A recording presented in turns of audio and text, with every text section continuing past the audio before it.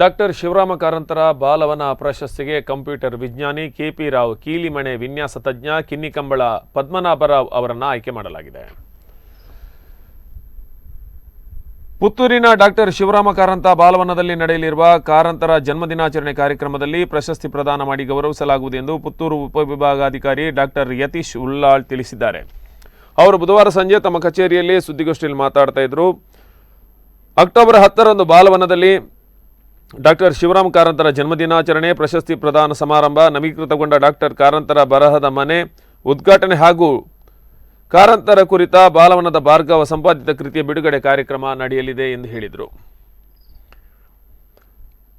ಇದೇ ಸಂದರ್ಭದಲ್ಲಿ ಪುತ್ತೂರಿನ ಹಿರಿಯ ಪತ್ರಕರ್ತ ಬಿಟಿ ರಂಜನ್ ಅವರಿಗೆ ಪತ್ರಿಕೋದ್ಯಮದ ಜೀವಮಾನದ ಸಾಧನೆ ವಿಶೇಷ ಪ್ರಶಸ್ತಿ ನೀಡಿ ಗೌರವಿಸಲಾಗುವುದು ಎಂದು ಈ ಸಂದರ್ಭದಲ್ಲಿ ತಿಳಿಸಿದ್ದಾರೆ.